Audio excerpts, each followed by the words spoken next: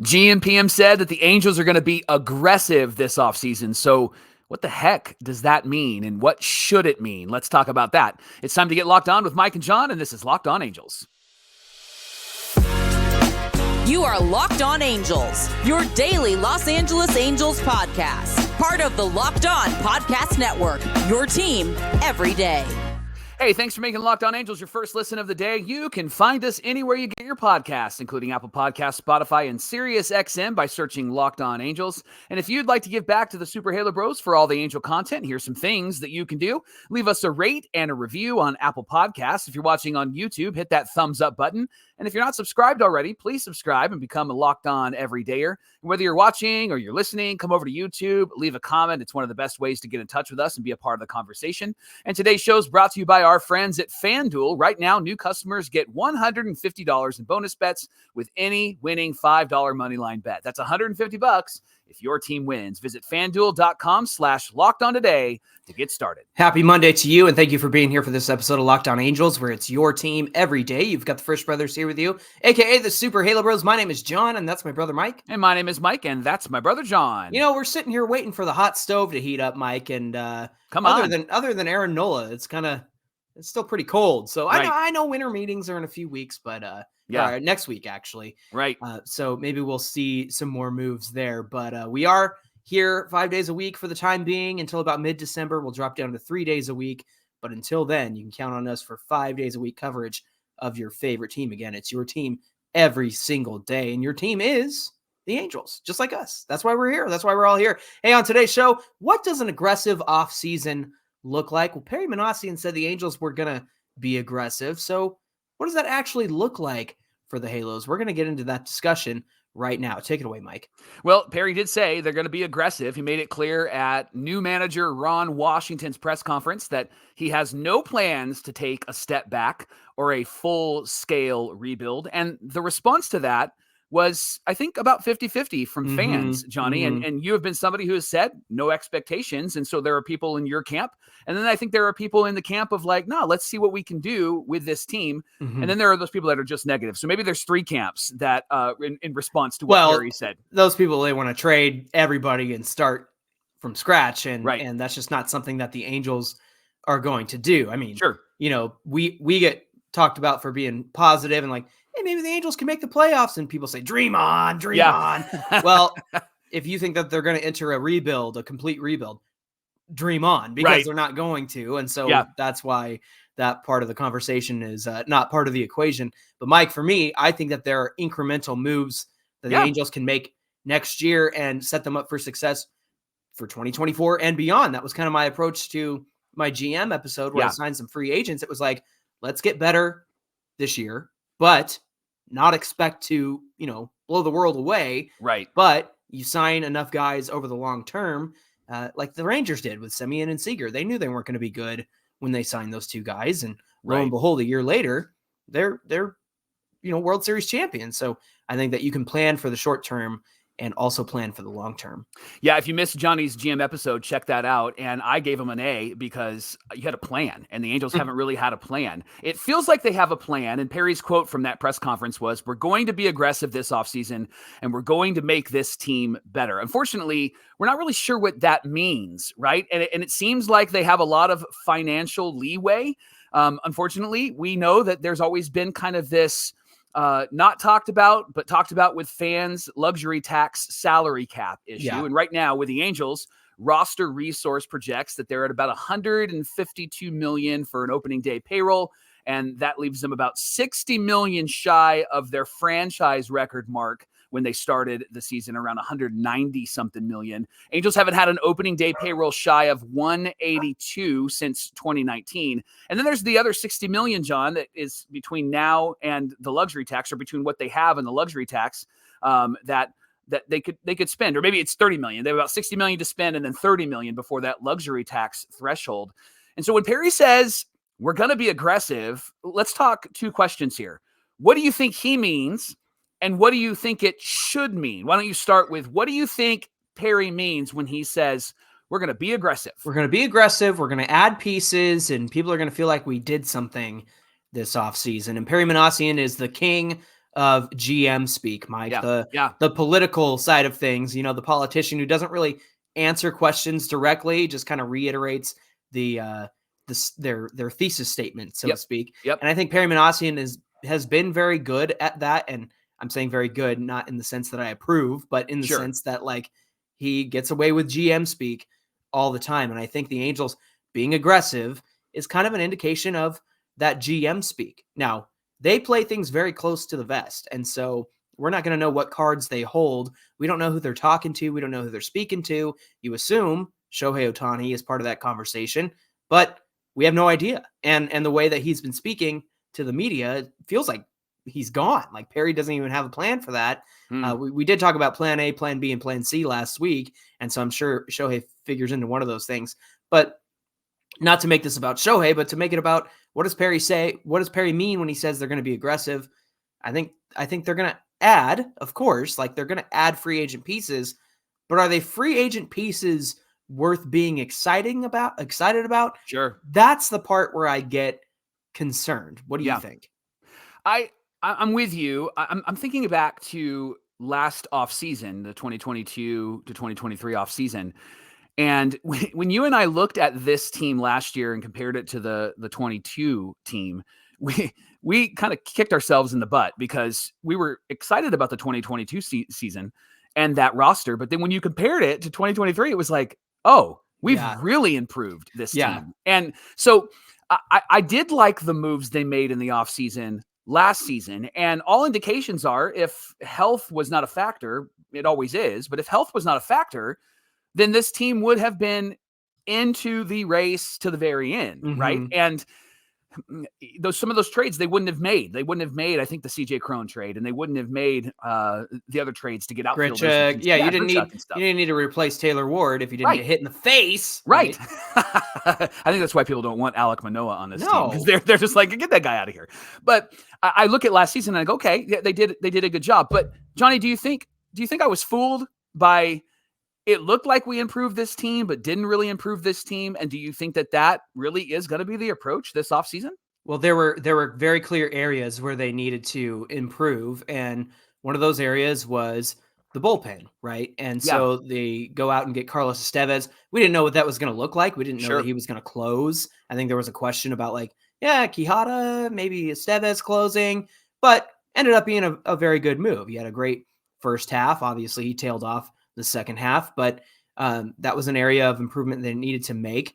But again, you kind of look at the moves they made. Depth was the biggest issue. They needed guy after guy, body after body to replace guys who get hurt. And that was the biggest thing we thought that the Angels needed last season was depth. And so they went out and they answered that. And you knew that with Hunter Renfroe in the outfield, you were going to get some pop. You were going to get a lot of strikeouts, but you were going to get like a 250 hitter with a bunch of home runs, and didn't realize at the time that those home runs came in garbage time, Mike. But at the end of the day, you had a three-man outfield of Trout, Ward, and Renfroe, and then you had Moniak and Adele and some depth there in the minor leagues in case those guys got hurt. Same with the infield, right? You had some of those guys getting displaced. We had a lot of conversation about like who's going to be in this infield, because it was like Drury and Fletcher and Rengifo, and we didn't really know where guys were going to end up in that infield. And Urshela was a big part of that equation. And lo and behold, they bring up Zach Neto within the first month of the season. And I still say they kind of fell lucky and backwards into the fact that Neto was ready to go and be a major league player. But that could have been ugly, right? All that to say, I just think that, they answered the problem that they had last year, and that was depth. Yeah. This year, it's kind of the same stuff we've always talked about: starting pitching, right? Bullpen, and we're going to get into what they need in those areas coming up here in a few minutes. But Mike, if they plan on being aggressive, and what aggressive should mean to me, it's that you steal a Yoshinobu Yamamoto. Like everybody's talking, oh, he's he could really be a Dodger. He could be a Met. He could be a this or that.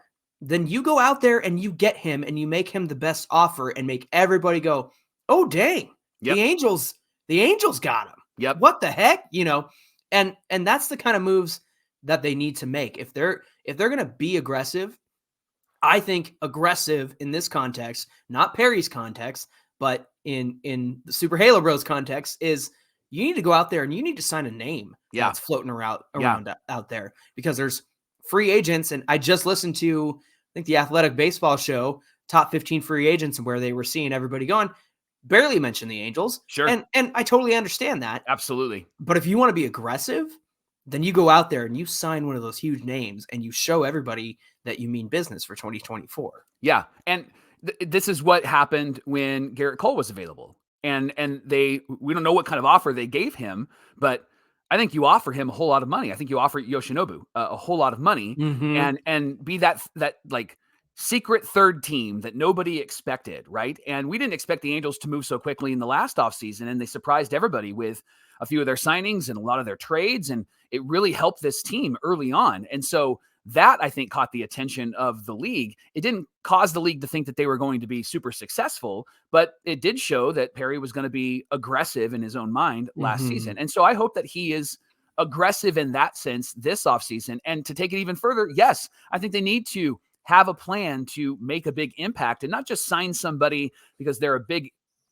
money free agent, but have somebody that they can bring, because they desperately need somebody to be at the top of this rotation, and they can't rely on who they have. And again, we'll talk about pitching here in a second, but they desperately need that. And having somebody like Yamamoto come in, 25 years old, coming into pitch, they don't have Shohei, whether they get Shohei back or not, they don't have him pitching. That could be a game changer for them. And so I think when Perry says we're going to be aggressive, I hope that he's aggressive outside of what his normal rhythm has been, and that we start seeing a plan put in place, a strategy executed this offseason. I'm interested to see, Artie Moreno and what kind of restrictions are in place. If they do dare touch the luxury tax like they, went above it last year at the trade deadline. So it'll be interesting to see what happens there. Hey, it is Locked On Angels, where it's your team every single day, and we appreciate you making it your first listen of the day. We're just getting started here on Locked On Angels. Next up, we're talking about being aggressive with pitching and what that looks like, and being aggressive with the offense and what that might look like. We'll get into all of that coming right up. Hey, today's show is brought to you by our friends at FanDuel. They're America's #1 sportsbook. And we've been talking about this on the show. You should try out FanDuel. It's a great app that you can use, especially if you're new to putting money on teams and betting. They're there to explain all of it to you. And if you're a new customer, right now you can get $150 in bonus bets with any winning $5 money line bet. That's $150 if your team wins. And so if you've been thinking about joining FanDuel, no better time than to do it right now, right in the middle of the NFL season. You can bet on your favorite team, or maybe bet on a team that you don't want to win and bet against them. Like, you can have some fun with FanDuel, and the app's really easy to use. There's a wide range of betting options, including spreads, player props, over-unders, and more. So visit FanDuel.com/lockedon, and you can get involved this NFL season with FanDuel. They're the official betting partner of the NFL. Thanks for making Locked On Angels your first listen of the day. Locked On Everydayers, don't forget that Locked On has launched the first ever 24/7 national sports streaming channel, and it's right here on YouTube. If you're watching us on the video side, hello. Next up, you should head on over to Locked On Sports Today, because they are here for you 24/7, covering the top stories in sports with local experts of Locked On. Plus, they have all the national shows covering every big story across the sports world. So don't forget to get in on all the action. Locked On Sports Today on YouTube. Go over there, subscribe, and be part of the first ever 24/7 national sports streaming channel. The Angels need pitching, and the Angels need to be aggressive in getting pitchers and developing their pitchers and drafting good pitchers. There's a lot that the Angels need to do. I think, unfortunately, this year, Johnny, it feels like a lot of teams need pitching. Like our friends over at Locked On Dodgers have been talking about that specifically. And they did, I think, 6 episodes in a row where they talked about pitching, the pitching needs. Then they did an episode about hitting, and the fans are like, why are we talking about hitting? We need pitching. And the guy was like, we did 6 days in a row. Every team needs that, and including the Dodgers, who are a really, really good ball club.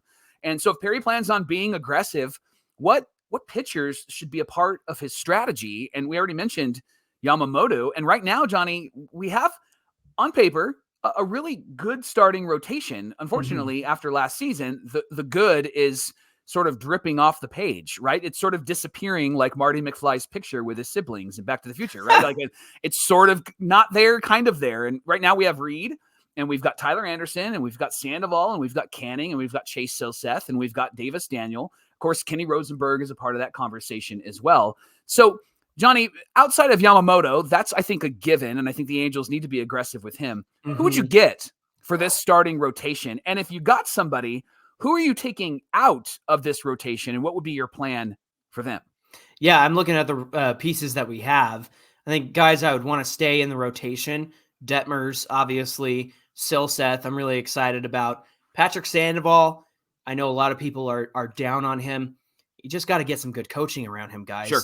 Go back. Please just go back and look at him in 2022 and what he was able to do. I know that length is still part of his issues. I know that he had some frustrating moments in 2022, but the guy had a sub-3 ERA just 1 year ago. That doesn't just fall out of your brain, right? I think there's just no help coming from the coaching staff in 2023. So I think under Ron Washington and Barry Enright and the coaching staff around them, I think that they're going to get a lot out of Patrick Sandoval. So I would like to see him in this rotation. So that leaves me with 3, Detmer, Sandoval, and Chase Silseth.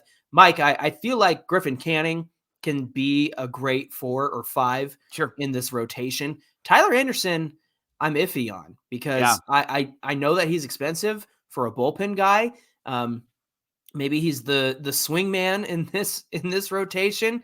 I think that they're going to try to work him into this rotation because they are paying him the $13 million a year, and maybe he finds it again. You know, we talked about the fact that he was trying to fool guys with his changeup off the fastball, but really where he finds success is putting that changeup down and getting guys to swing over it. He's got to get back to that again. And so hopefully somebody within the organization and the coaching staff can identify what's going on with Tyler Anderson and help him get back to what made him successful before. So if there is an odd man out for me, I think it is Tyler Anderson. That's just me. I think the Angels are going to try to work him into this rotation. But as far as going and get somebody for the front of this rotation, obviously my number 1 is Yamamoto. Yeah. But I'm interested in even like Shota Imanaga, who, had a better strikeout rate than Yamamoto. And a lot of people project him to be like a 3 or a 4 in a rotation.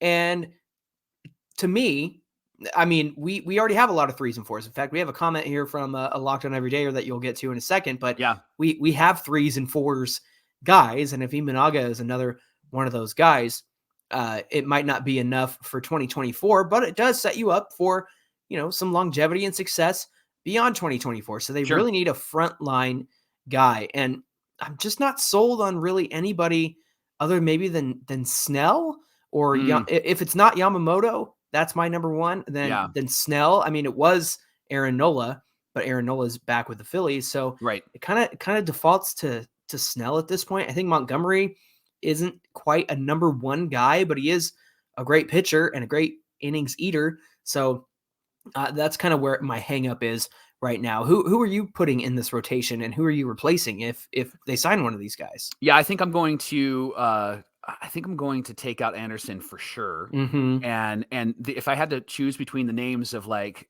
Detmers, Silseth, Canning, and Sandoval, I think honestly, out of all of those, Sandoval would be the guy that I would have to consider. Like, what would we do with him? I don't know if you put him in AAA. I don't know if you let him develop a little bit, but I think I would struggle with keeping him in there. I'd have to see something if I'm his manager, if I'm his coaches. I think Barry Enright is the great guy, and I think he's going to bring some really great stuff to this starting rotation. Johnny, those names you mentioned, of course, you would want them in the rotation, but I really think the Angels need innings eaters. They need guys that can go close to 200 innings. If you go back to 2009, 2010, 2011, 2012, I mean, they had 2 or 3 guys that were getting into the 200 innings plus pitching innings, right? And I know that it's a different type of ball game now with pitchers, but gosh, could we at least get to 150 innings? Could we get to 160 innings? And I think what the Angels really need is first these young guys to go longer in games, and they also need somebody that can come in and eat up innings. You mentioned the comment from Locked On Everydayer, BH Becca. She said Not meaning to be argumentative, but this team has no starter that is currently better than number 4. Look at the numbers. Detmers, Silseth could be more, but it's only potential. I'd be open to trading Sandoval and Canning. And that's been a conversation our friends over at Locked On Orioles talked about. These guys have years of control. And that's what makes them really attractive. Even though they're not really performing, what makes them attractive is they've got almost 4 years of control. And so they continue to write and say that Sandoval kills the bullpen by not going deep into games and doesn't win games. Well, wins can be, weird, right? Yeah, Wins can be weird. The bullpen comment makes sense. He doesn't get far into games, yes. but winning games, that's not on Sandoval. And then they also write that Canning's value has never been higher, which is true, but he's fragile. I think that he's just had some bad luck. I think that we might see somebody who could be an innings eater. Why I would have him in there, and I think Silseth as well.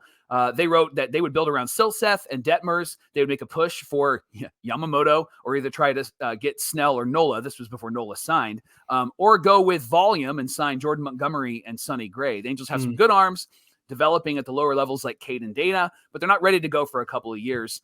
They will add an ace caliber arm in this draft. I believe that as well. I think that's how a lot of people feel about this starting rotation. But then there's the bullpen, Johnny, as well. And what do you do about the bullpen? And there aren't really big names out there unless you want to pay some really big money for those big names. But there's a lot of questions about this bullpen as well. A lot of questions about this pitching staff with the Halos. I love when this happens while we're doing our show. Obviously, we're doing this the day before it comes out. Adam Kolarek, a $900,000 contract, 1-year deal with the Angels for the bullpen. So he's going to be a lefty out of the bullpen. So there you go. 3.62 ERA in 149 and 1/3 innings pitched over his career. Debuted with the Rays, made appearances for the Athletics. So there you go. There's a bullpen piece that wasn't on my radar. Adam Kolarek, 34 years old. So we'll see what happens there. A lefty? He's a lefty, Okay. And so the bullpen, they've got to add some strong pieces there, Mike. I still say they need to bring back Matt Moore. And more than that, they need to bring back they need to bring in Shelby Miller from my GM episode. And somebody said, he pitched well with the Dodgers last year. We already signed somebody like that, and look what happened. Well, Shelby Miller is a completely different pitcher than Tyler Anderson. He's got a sinker that it generates a lot of swings and misses and strikeouts. So I think Matt Moore as another lefty, and then Shelby Miller as another righty in this bullpen. I think that would be 2 really solid moves to shore up this bullpen and get them somewhere. And then you have, of course, Ben Joyce coming back. Hopefully you have Sam Bachman coming back. You've got Jose Suarez and Kenny Rosenberg as potential options in there as well. And Davis Daniel too. So kind of a mishmash of veterans and young guys that I think you just got to take chances on the bullpen. There's no guarantees with relievers. And so you make a deal like this Adam Kolarek deal for less than $1 million, which is a great deal. That's the kind of money that you want to spend on a reliever. So you add some depth. Maybe he's in the bullpen, maybe he's in AAA, whatever. But again, I think that coming into this season, you're going to see a nice mix of veterans and young guys. I'm on the Shelby Miller train, and you can't stop me, Mike.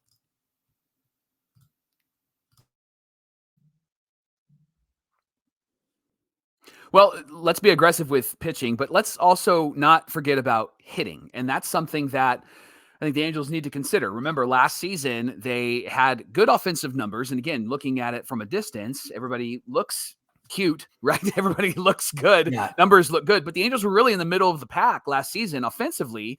And currently they have a lot of really young guys that are ready to make an impact. So what does being aggressive look like in the offseason offensively from Perry Minasian, and what should it look like? Johnny, if I could throw in an opinion here, please.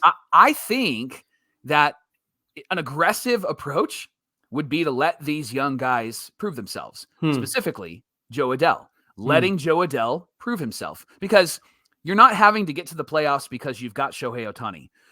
And Mike Trout's been there for a bit and you haven't made the playoffs. And so I think allowing that to be your image, allowing that to be who you are, is not healthy. Obviously, we've seen that impact the team in a negative way. And so to flip the script a bit, to have Ron Washington lead this team and have Ronnie Washington be somebody that is firing this team up, I think that it could be a really good opportunity for Joe Adell to really prove himself. And you don't know what's going to be with Taylor Ward, you don't know if he'll be able to come back right away and if he's going to be effective or not. Yeah. I still think that maybe there's trade potential with him because he still has some years of control as Mm-hmm. well. But perhaps you give Joe Adell an opportunity and Mickey Moniak an opportunity, and they're out in the outfield with a Mike Trout. And obviously you need a fourth outfielder out there as well. But I wonder if that could be an aggressive approach. I don't know if Angel fans would love that. I don't even know if I would love that. I do. Yeah. I would love to see Joe perform. Yeah. I would love to see Mickey perform, but I don't know if we would be excited about that initially until the season hit. We'd be excited about big names. They signed this big name, or they got, a Cody Bellinger or whatever, right? Like they signed them and put them on the team.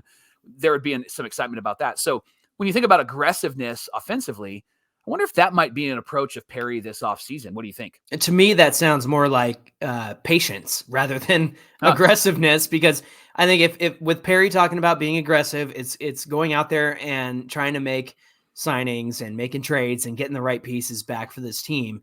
And in your scenario, I think that actually shows a lot of virtue of patience. I think it's waiting for these guys to develop. I think it's trusting them that they're going to come into the season and be a lot better, and trusting that, I've said this before, the coaching staff is going to raise the floor for guys like Mickey Moniak and Joe Adell. You're going to see a lot of improvement from those guys just by virtue of the fact that they're around a good coaching staff of experienced veterans who are going to get the best out of these guys. I mean, you got Eric Young Sr. and Ron Washington and Bo Porter, like guys who've been around the game forever.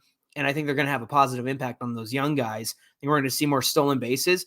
Another thing, Mike, I was just looking at it. The Angels are pretty high up there in terms of home runs. Yeah. But you take 44 home runs away from this team because Shohei's not on the team, then what happens? You're no longer within the top 5, 6, 7, wherever the Angels landed, and you're in the middle of the pack, if not lower.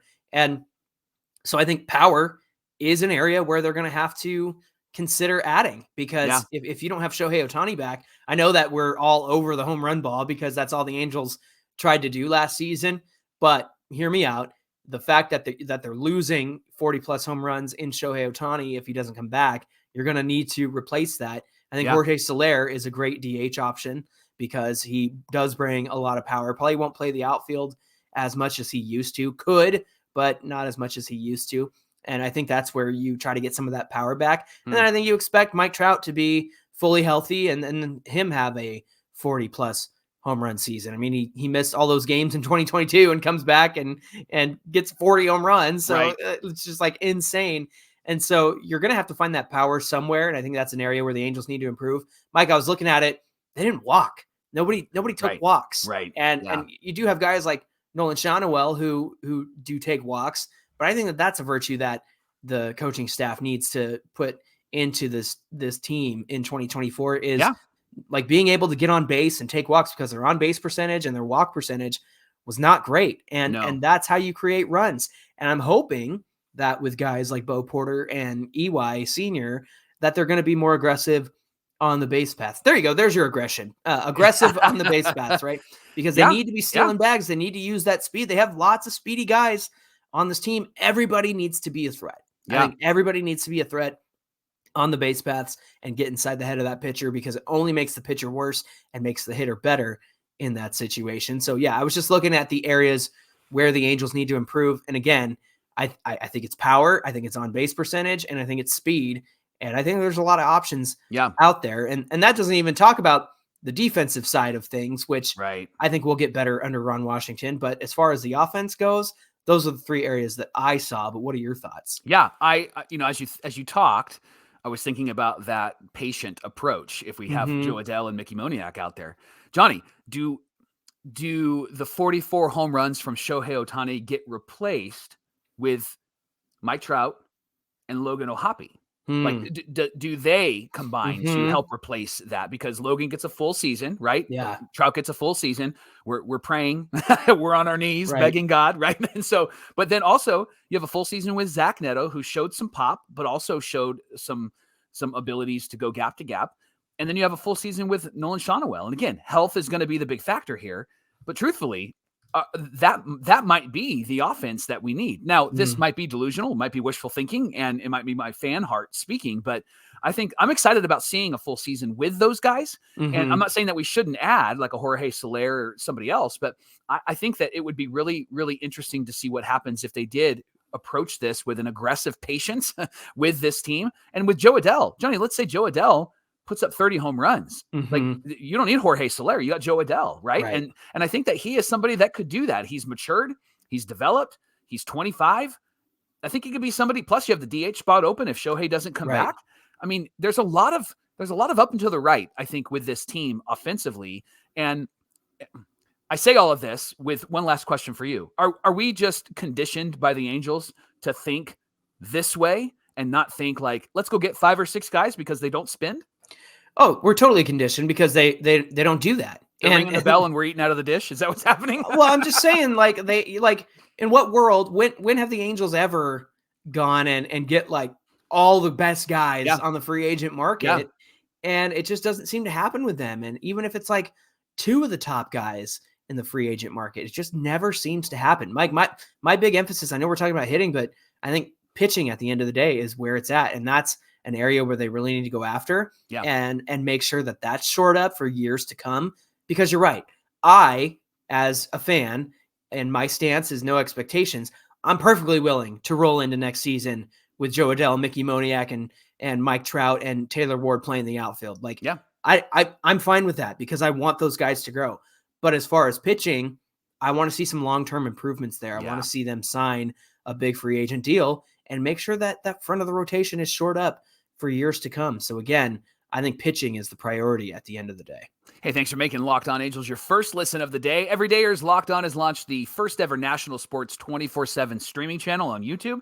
It's called Locked On Sports Today, and they are there for you 24/7, covering the top stories of sports during the day. And they have local experts like John and I on there. Plus, they have national shows covering every league. Locked On Sports Today, again, is on YouTube. You can subscribe to the first ever national sports 24/7 streaming channel. Hey, give us a follow on Twitter at Locked On Angels and on Twitter and Instagram at Super Halo Bros.